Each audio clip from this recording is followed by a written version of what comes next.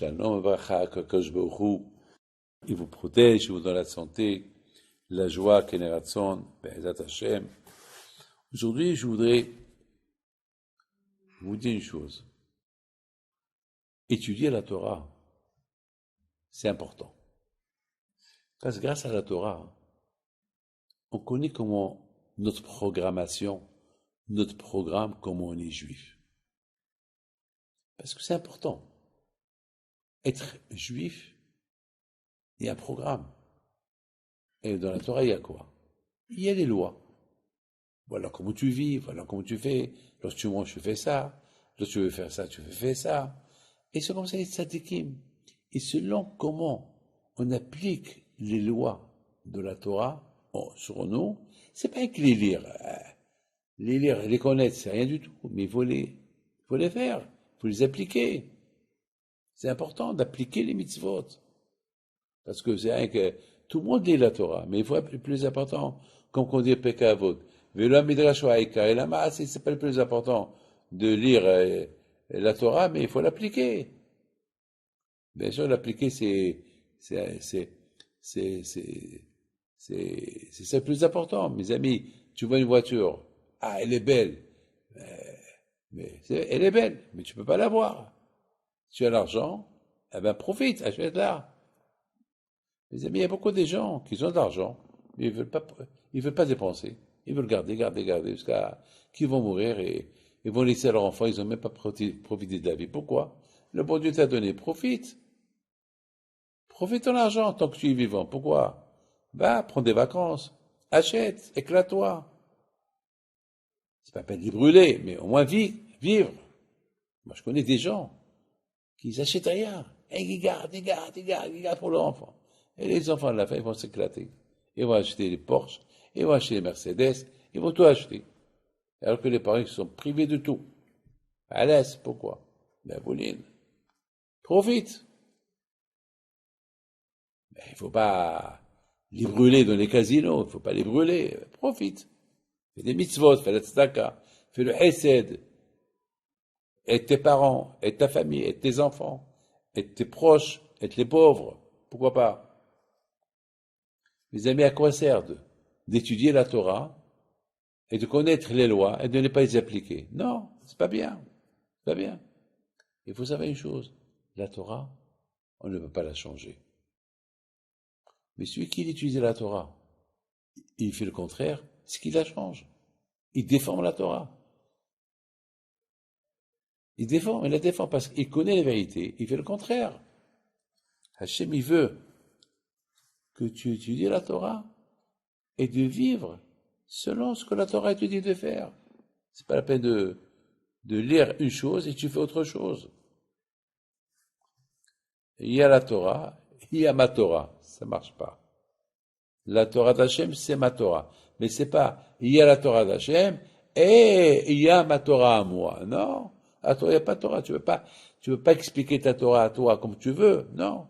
La Torah, c'est la Torah comme Moshe Rabbeinu, il a donné. On l'applique comme ça. Il y a beaucoup de gens ils vont manger le kasher à la maison, mais dehors, ils mangent n'importe quoi. Ils disent, ah, je mange une salade. Mais dans les salades, il y a des vers, il y a des insectes. Et ils vont manger le poisson. Mais dans ce poisson-là, où il a été cuisiné dans ce restaurant, dans les poêles qui sont pas cachères, c'est pas bien. Tu peux pas, ton ventre, tu n'as pas deux ventres, tu n'as pas un ventre caché, un ventre taref, tu n'as pas deux bouches. D'une bouche, tu fais rentrer le cachère, d'une bouche, tu fais rentrer le taref.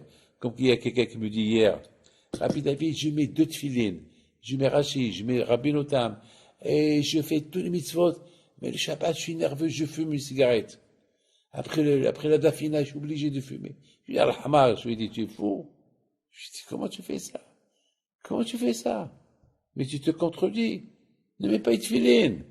Si tu n'entres, tu fais ta Torah à toi, c'est pas ça la Torah. Mes amis, je vous raconte une belle histoire que j'ai écoutée hier. Il y a un monsieur qui vient chez moi, un vieux. Il habite à Natania, monsieur Atia. Il dit que, beaucoup des fois, il est parti pèleriner à Rabbi Haïm Pinto, et chaque année, le 26 Iloul, il il fait la Iloula de Rabbi Haïm Pido, il va quelque part où il y a la Iloula. Un jour, comme ça, il voit le calendrier, et ce jour-là, c'était le 26 Elul. Il avait de la peine. C'était en plein mois d'août. Il ne savait pas quoi faire. Alors, il est parti à la synagogue de la Roquette. Il y avait là-bas le rabbin, Zafran. Il y avait là-bas un minyan.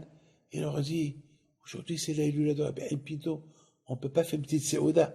Il a dit, oui. Voilà. Va au magasin. Achète, voilà, entre Minha et Arbito. Mais il a dit quoi? Avec 10 personnes, comme ça, j'ai pas beaucoup d'argent avec moi, quoi. Il a dit, Rabbi Haïm Pido, le plus important, c'est de faire une séouda. Achète une bourra, achète.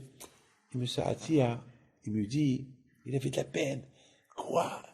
C'est minime, c'est ça ce que je vais faire. Il avait de la peine, mais il est parti acheter. Il est parti acheter un petit sac, des petits trucs comme ça. Il avait de la peine. Bon. Soudainement, il y a un camion qui arrive. Un traiteur qui s'arrête. Il rentre, et il dit au rabbin, monsieur le rabbin, il y avait une fête, mais la fête a été annulée. On a beaucoup de manger. Il y a plein de choses. Ça ne vous dérange pas qu'on les amène pour faire une séoda? Ah, bénisse. Monsieur Hati était heureux. Il voit une table. Il a dit, ben, ça, c'est ce que Rabbi Haïm Pido mérite. Une table, il y avait de tout. Il met la Shamaïm. Les gens qui devaient aller là-bas à la séoda, ils sont venus à la synagogue. Il y avait du monde. Ils ont célébré la séoda de Rabbi Haïm Pido. C'est la Emouna. Que je vous protège de la santé. Amen.